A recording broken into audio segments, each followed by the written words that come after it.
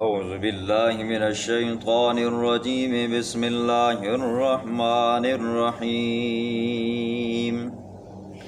إنا أنزلنا التوراة فيها هدى ونور يحكم بها النبيون الذين أسلموا للذين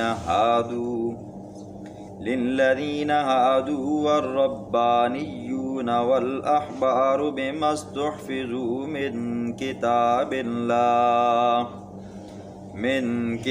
الله وكانوا عليه شهداء فلا تخشوا الناس واخشوني ولا تشتروا بآياتي ثمنا قليلا ومن لم يحكم بما أنزل الله فأولئك هم الكافرون صدق الله العظیم۔ کل کے درس میں آپ نے یہودیوں کے ایک قصے کو سنا۔ یہودیوں کے اونچے خاندان کے ایک بندے نے اونچے خاندان کی ایک عورت کے ساتھ زنا کیا۔ حضور صلی اللہ علیہ وسلم کے پاس آئے، حضور نے ان کے درمیان میں فیصلہ فرمایا، تو چونکہ یہودیوں نے اپنی تورات کو ہلکا سمجھا، حضور کے پاس آئے کہ کوئی نرم سا حکم مل جائے گا تو ہم اس پر عمل کریں گے۔ آج اللہ رب العزت تورات کی شان اور مقام کو بیان فرماتے ہیں۔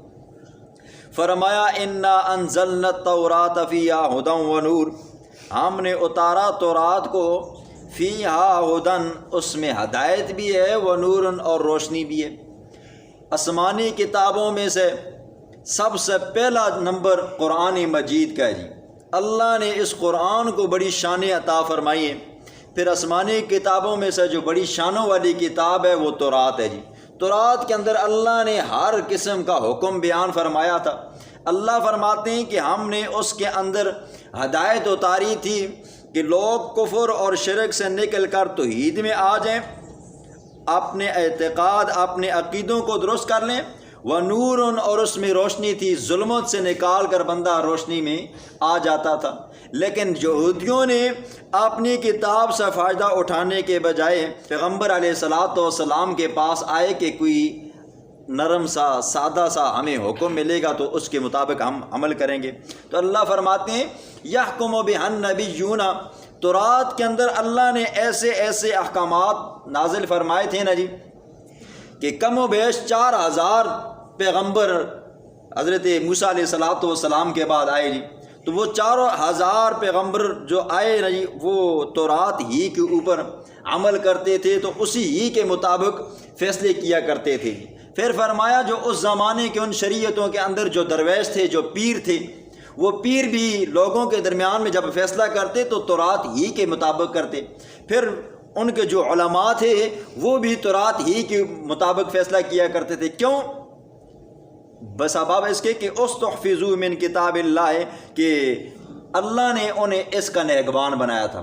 دیکھیں قرآن کی صرف ذمہ داری اللہ نے اٹھائی ہے۔ اللہ نے فرمایا انا نحن نزلنا الذکر وانا لہ لحافظون، اس قرآن کے اتارنے والے بھی ہم ہیں اور اس کی حفاظت کرنے والے بھی ہم ہیں۔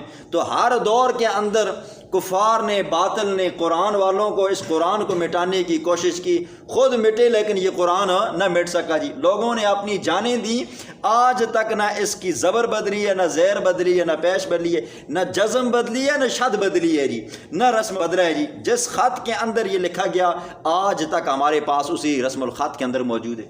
اس کے مقابلے میں تورات آئی جی، تو اس وقت کے جو علماء تھے، ان کے جو پیر تھے، جو درویش تھے، انہوں نے اپنی کوششوں کے ساتھ کچھ تھوڑے بہت پیسے لے کر تورات کے اندر تحریف کی جی۔ انجیل آئی تو انجیل اب کیا ہے جی، ایک نہیں ہے جی، 5 انجیلیں آتی ہیں۔ ایک انجیل آج کا نام ہے جی متی، ایک کا نام یوحنا، ایک کا نام مرقس، ایک کا نام لوکا، ایک کا نام برنباس جی۔ اب یہ 5 انجیلیں ہیں جی، ایک انجیل نہیں ہے جی۔ اب ان 5 انجیلوں کے میں سے عیسائی 4 انجیلوں کو مانتے ہیں، 5ویں کو نہیں مانتے جی۔ اب کیوں نہیں مانتے؟ کیونکہ اس انجیل کے اندر حضور اکرم صلی اللہ علیہ وسلم کا نام محمد پورا لکھا گیا ہے جی، فار قلید پورا نام لکھا گیا ہے۔ حضرت عیسیٰ علیہ السلام فرماتے ہیں کہ میرے بعد ایک پیغمبر آئے گا جس کا نام محمد ہوگا، اور میرے جانے کے بعد لوگ مجھے کیا کریں گے جی، اللہ کا بیٹا تصور کریں گے، کچھ مجھے اللہ بنا ڈالیں گے۔ وہ پیغمبر جب آئے گا تو وہ میری تصدیق کرنے والا ہوگا، اور میری فضیلتیں، میری شان کے اندر جو باتیں لوگوں کے درمیان میں پھیلی ہوں گی ان کو ختم کرنے والا ہوگا۔ تو چونکہ اگر اس انجیل کو مانتے ہیں نا جی، تو پھر عیسائیت تو بالکل ختم ہوتی ہے۔ اب وہ کہتے ہیں یہ انجیل ہماری ہے نہیں ہے جی، عجیب بات ہے۔ باقی 4 انجیلیں تابعیوں کی لکھی ہوئی ہیں جی، اور یہ انجیل برنباس یہ صحابی کی لکھی ہوئی ہے۔ صحابی کس کو کہتے ہیں؟ صحابی اس بندے کو کہتے ہیں جس نے ایمان کی حالت میں اپنے پیغمبر کا دیدار کیا ہو، آنکھوں کے ساتھ کیا ہو یا دل کی آنکھ کے ساتھ کیا ہو، اور ایمان ہی کی حالت میں فوت ہوا ہو، تو اس کو صحابی کہتے ہیں۔ اور اس کے مقابلے میں تابعی آ جاتا ہے۔ تابعی اس بندے کو کہتے ہیں جس نے ایمان کی حالت میں صحابی کو دیکھا ہو اور پھر ایمان ہی کی حالت میں فوت ہوا ہو۔ اب وہ تابعی کی انجیلیں تو مانتے ہیں، تابعی کی لکھی ہوئی کتاب تو مانتے ہیں، لیکن صحابی کی نہیں مانتے۔ وجہ کیا ہے جی؟ اس صحابی نے جو لکھا ہے اس کے اندر حضور اکرم صلی اللہ علیہ وسلم کا 2 مرتبہ نام آیا ہوا ہے جی، اب اس وجہ سے نہیں مانتے، زیادہ ہٹ درمی ہے۔ تو یہودی کیا کرتے ہیں جی؟ تورات کے اندر تحریف کرتے، کیوں؟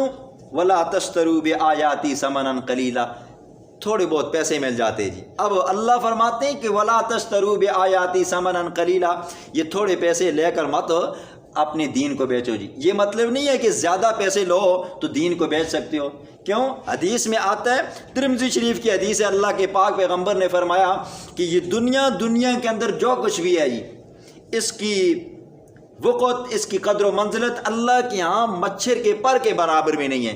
اگر اللہ کے ہاں دنیا کی قیمت مچھر کے پر کے برابر ہوتی نا، تو اللہ کسی کافر کو پانی کا گھونٹ بھی نہیں دیتا جی، ٹھیک ہے، پانی کا ایک گھونٹ بھی نہیں دیتا۔ تو اللہ کے ہاں اس کی کوئی وقت نہیں ہے۔ تو فرمایا جتنی بھی قیمت لوگ ہیں، یہ کیا ہے جی، آخرت کے مقابلے میں بالکل یہ کام ہے جی۔ تو فرمایا یہ کیا کرتے تھے؟ کچھ کو رد و بدل کر دیتے تھے، تو رات کو مانتے ہی نہیں تھے، یا یہ کہ کچھ احکامات ایسے ہوتے جو سخت ہوتے تو امیروں کے لیے کچھ بن جاتے اور غریبوں کے لیے کچھ بن جاتے جی۔ اگلا حکم بھی ہے جی، وَكَتَبْنَا عَلَيْهِمْ فِيهَا، تو رات کے اندر ایک حکم یہ بھی تھا کہ اگر کوئی بندہ کسی کو قتل کر دیتا، قصاصاً اس بندے کو بھی قتل کر دیا جاتا ہے جی۔ ہماری شریعت کے اندر 3 صورتیں جی۔ اگر کوئی بندہ کسی کو قتل کرتا ہے تو شریعت یہ کہتی ہے کہ ورثاء کو اگر آپ معاف نہیں کرنا چاہتے تو اس بندے کو بھی قصاصاً قتل کیا جائے۔ شریعت مقتولین کے ورثاء کو یہ بھی اختیار دیتی ہے، اگر آپ چاہو تو معاف کرنا چاہو تو معاف بھی کر سکتے ہو جی۔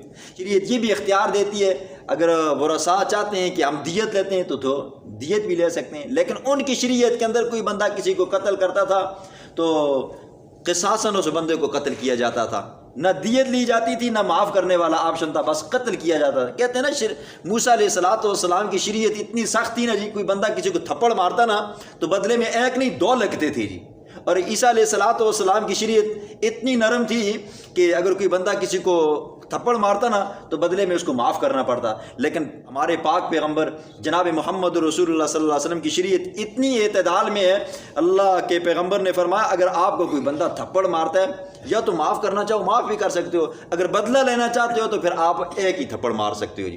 اس لیے فرمایا کہ وَكَتَبْنَا عَلَيْهِمْ فِيهَا أَنَّ النَّفْسَ بِالنَّفْسِ، اور ہم نے لکھ ڈالا، فرض کا ڈالا ان کے اوپر، ان النفس بالنفس، جان کے بدلے میں جان جائے گی، والعین بالعین، آنکھ کے بدلے میں آنکھ جائے گی۔ کسی بندے نے کسی کی آنکھ ضائع کر دی، آنکھ نکال ڈالی، پھوڑ ڈالی، تو ان کی شریعت میں یہ تھا کہ اس بندے کی آنکھ نکالی جائے گی۔ ہماری شریعت کے اندر 3 صورتیں بندے کو ملتی ہیں جی۔ اور والانف بالانف، کسی نے کسی کا ناک کاٹ ڈالا جی، تو شریعت یہ کہتی ہے کہ بدلے میں آپ بھی ناک کاٹ سکتے ہو جی۔ والاذن بالاذن، کسی نے کسی کا کان کاٹ ڈالا تو شریعت یہ کہتی ہے کہ آپ اس کا کان کاٹ سکتے ہو۔ والسن بالسن، اگر کسی نے کسی کا دانت توڑ ڈالا تو شریعت کہتی ہے کہ آپ کو یہ اختیار ہے جی، آپ بھی دانت توڑ سکتے ہو۔ اب دیکھیں جی، وہ بندہ جس کے اندر عقل ہے، خوف خدا ہے، وہ اپنے رب کے سامنے دن قیامت کے کھڑا ہونے سے ڈرتا ہے۔ اگر یہ تمام سزائیں نافذ ہو جائیں نا جی ملک پاکستان کے اندر، تو بتاؤ کوئی بندہ کسی کو قتل کرے گا؟ کوئی بندہ کسی کا دانت توڑے گا، کان کاٹے گا، ناک کاٹے گا، کوئی نہیں کاٹے گا جی، پتہ ہے بدلے میں میرا کان کٹ جائے گا جی، ناک کٹ جائے گی، آنکھ نکال دی جائے گی، جان چلی جائے گی جی، بازو کاٹا ہے تو بازو چلا جائے گا، پاؤں کاٹا ہے تو پاؤں چلا جائے گا۔ آگے اللہ فرماتے ہیں والجروح قصاص، اور زخموں کے اندر بھی بدلہ ہے جی۔ جس بندے نے کسی کو زخمی کیا اس زخم کی نوعیت دیکھی جائے گی۔ اب وہ زخم ایسا ہے کہ جس سے اس کا برابری ہو سکتی ہے تو اس بندے کو بھی کیا کیا جائے گا جی، ویسا ہی زخم لگایا جائے گا۔ اب کچھ لوگ اعتراض کرتے ہیں کہ امام اعظم ابو حنیفہ رحمہ اللہ بعض چیزوں کے اندر قصاص کے قائل نہیں ہیں جی، کہ وہ دیت کے قائل ہیں، وہ قرآن کی آیات کے بھی منکر ہیں اور احادیث کا بھی منکر ہیں۔ دیکھیں جی، امام اعظم ابو حنیفہ رحمہ اللہ کو اللہ نے وہ فقاہت عطا فرمائی تھی نا جی جو باقی اماموں کو نہیں ملی جی، یہ اللہ نے اتنی فضیلت بخشی ہے جی۔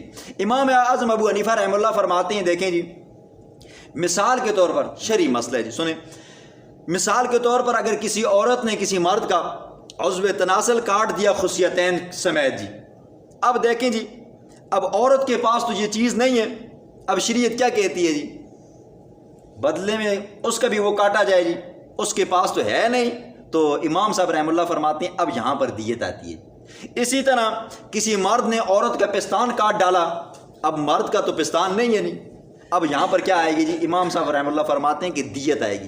اسی طرح اور بھی کئی ساری مثالیں ہیں، کسی عورت نے مرد کی داڑھی مونڈ دی جی، اب عورت کی جو داڑھی ہوتی نہیں ہے تو یہاں پر برابری نہیں ہو سکتی، قصاص نہیں آ سکتا نا جی، تو امام صاحب رحمہ اللہ فرماتے ہیں یہاں پر دیت لی جائے گی۔ اسی طرح اور بھی کئی ساری مثالیں جی، مرد نے عورت کا سر مونڈ ڈالا اور مرد کے اپنے بال ہیں ہی نہیں ہیں تو یہاں پر برابری نہیں ہو سکتی، تو شریعت کیا کہتی ہے یہاں پر دیت دی جائے گی، اور دیت کتنی ہے؟ 100 اونٹ بنتے ہیں جی۔ یہ وہ احکامات تھے جو تورات میں بھی ہیں اور ہماری شریعت میں بھی ہیں۔ آگے اللہ فرماتے ہیں وَمَن لَّمْ يَحْكُم بِمَا أَنزَلَ اللَّهُ فَأُولَٰئِكَ هُمُ الظَّالِمُونَ، جو بندہ اللہ کی اتاری ہوئی کتاب کے مطابق فیصلے نہیں کرتا تو وہ بندہ ظالم ہے۔ پیچھے فرمایا وہ کافر ہے جی، کافر اس لیے وہاں پر فرمایا کیونکہ انہوں نے رجم کے حکم کو چھپایا، انکار کیا کہ ہماری کتاب کے اندر تو رجم ہے ہی نہیں ہے، تو اللہ نے فرمایا جو بندہ اپنی کتاب اللہ کے حکم کی کیا کرتا ہے جی، نافرمانی کرتا ہے، اس کا انکار کرتا ہے، تو یہی لوگ کیا ہے جی، کافر ہیں۔ یہاں پر فرمایا کہ جو بندہ قصاص کے اندر ان کے ہاں یہ ہوتا نا، کوئی امیر کسی غریب کو مار دیتا نا جی تو بدلے میں یہ نہیں کہ قصاص لیا جاتا تھا، کچھ پیسے دے کر جان چھڑا دی جاتی تھی امیر صاحب کی جو بڑا پہنچا ہوا ہوتا جی، بڑے بینک بیلنس والا ہوتا، اور غریب اگر کسی کے دان توڑ دیتا نا جی اس کے ایک کے بجائے 2 توڑتے تھے جی۔ تو فرمایا وَمَن لَّمْ يَحْكُم بِمَا أَنزَلَ اللَّهُ فَأُولَٰئِكَ هُمُ الظَّالِمُونَ، جو اللہ کے اتارے ہوئے احکامات کے مطابق فیصلے نہیں کرتا تو یہی لوگ ظالم ہیں۔ اب دیکھیں جی،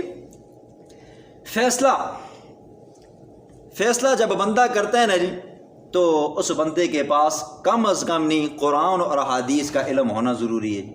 اب ہمارے جرگدار کیسے ہوتے ہیں نا جی، آپ کے بھی جرگدار ہوں گے جی، ہمارے جرگدار وہ ہوتے ہیں جو الف کو کلی کہتے ہیں، کبھی انہوں نے نماز کا منہ نہیں دیکھا، ان سے پوچھو دعائے قنوت نہیں آتی اور وہ لوگوں کے فیصلے کرتے ہیں۔ فرمایا جو قرآن کے مطابق فیصلہ نہیں کرتا، شریعت کے مطابق فیصلہ نہیں کرتا، تو فرمایا یہی لوگ کیا جی، ظالم ہیں، فاسق ہیں، کافر ہیں۔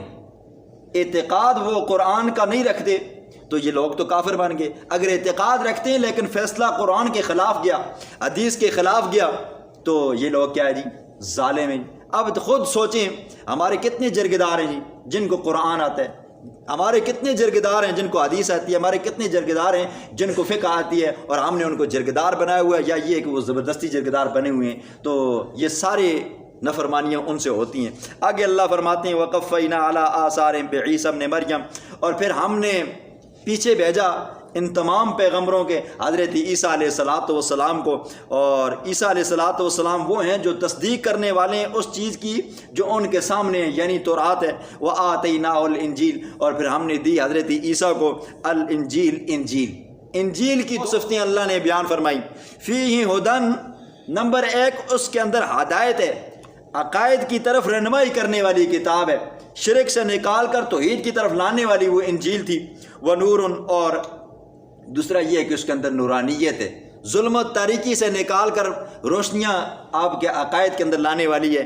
وَمُصَدِّقًا لِمَا بَيْنَ يَدَيْهِ مِنَ التَّوْرَاةِ، اور آپ نے سے پہلے والی کتاب کی تصدیق کرنے والی ہے تورات کی، وہدان چوتھی صفت یہ ہے کہ اس میں ہدایت ہے، وموعظۃ للمتقین اور ایمان والوں کے لیے، متقیوں کے لیے نصیحت ہے۔ فرمایا ولیحکم اہل الانجیل، تورات والوں کو کہا کہ تورات کے مطابق فیصلے کرو، جو تمہارے پہلے پیغمبر کرتے آئے ہیں، علماء کرتے آئے ہیں، درویش کرتے آئے ہیں، پیر کرتے آئے ہیں، تو تم بھی تورات ہی کے مطابق فیصلے کرو۔ اور انجیل والوں کو کہا تمہارے پاس انجیل آئی ہے، اس کے اندر اللہ نے ہدایت بھی رکھی ہے، نورانیت بھی رکھی ہے، اور وہ اپنے سے پہلے کتاب کی تصدیق بھی کرتی ہے، اور متقیوں کے لیے کیا ہے جی واعظ و نصیحت بھی ہے۔ تو فرمایا تم اس کے مطابق کیا کرو جی، فیصلے کرو۔ اور جو بندہ انجیل عیسائی ہوتے ہوئے انجیل کے مطابق فیصلے نہیں کرتا، فرمایا وَمَن لَّمْ يَحْكُم بِمَا أَنزَلَ اللَّهُ فَأُولَٰئِكَ هُمُ الْفَاسِقُونَ، یہی لوگ فاسق ہیں، یعنی کہ یہ لوگ کیا ہیں جی، کافر ہیں۔ بسم اللہ الرحمن الرحیم۔ اِنَّا أَنزَلْنَا التَّوْرَاةَ فِيهَا هُدًى وَنُورٌ، بے شک ہم نے اتارا تورات کو، اس کے اندر ہدایت بھی ہے، وَنُورٌ اور نور بھی ہے۔ يَحْكُمُ بِهَا النَّبِيُّونَ، فیصلہ کرتے آئے ہیں اس کے ساتھ نبی، الذین وہ پیغمبر، اسلموا جنہوں نے اعتقاداً عملاً رب کی فرمانبرداری کی۔ اسلموا کی قید اس لیے لگائی نا جی، اس زمانے کے اندر بھی نبوت کا دعویٰ کرنے والے جھوٹے پیغمبر آئے ہیں جی، حضور صلی اللہ علیہ وسلم کے زمانے میں بھی آئے ہیں۔ حضور کے زمانے کے اندر مسلمہ کذاب آیا جی، اس نے نبوت کا دعویٰ کیا، اس نے حضور کی طرف قاصد بھیجا، حضور کو کہا کہ شہر کی نبوت آپ کے ذمے ہے اور دیہات کی آپ میرے ذمے لگا دو جی۔ حضور صلی اللہ علیہ وسلم نے اس کے لیے جنگ کا اعلان کیا اور اس کو قتل کیا گیا۔ اسی طرح ایک اسود عنسی بندہ تھا، اس نے نبوت کا دعویٰ کیا، اس کو بھی قتل کیا گیا۔ اس کے بعد طلحہ بن خویلد، یہ پہلے جب کفر میں تھے تو انہوں نے نبوت کا دعویٰ کیا، بعد میں حضرت عثمان رضی اللہ تعالیٰ عنہ کے زمانے کے اندر یہ مسلمان ہو گئے۔ اسی طرح ایک اور عورت تھی جس کا نام سجاح تھا جی، اس نے بھی نبوت کا دعویٰ کیا، لیکن بعد میں حضرت امیر معاویہ رضی اللہ تعالیٰ عنہ کے زمانے کے اندر مسلمان ہو گئی۔ اس کے بعد بھی ہوتا رہا ہے، مرزا قادیانی آیا، انگریز نے اس کو پیغمبر بنایا، انگریزوں نے اس کو نبی بنایا۔ وجہ کیا تھی؟ تاکہ جہاد والی آیات منسوخ کر دی جائے۔ تو اس نے کہا نا جی اب اسلام کے اندر کیا ہونے چاہیے جی، امن ہونا چاہیے، جہاد نہیں ہونا چاہیے، تو یہ جنگ و جدال کو ختم ہونا چاہیے۔ وجہ کیا ہے جی؟ تاکہ انگریزوں نے کہا مسلمانوں کے اندر سے جذبہ جہاد، شوق شہادت ختم ہو جائے اور ہمارے ماتحت ہو جائیں۔ جب مسلمانوں کے اندر سے جہاد ختم ہو جائے گا تو خود بخود ہمارے غلام بن جائیں گے۔ تو اس لیے مرزا قادیانی کو انگریزوں نے اپنا پیغمبر بنایا جی۔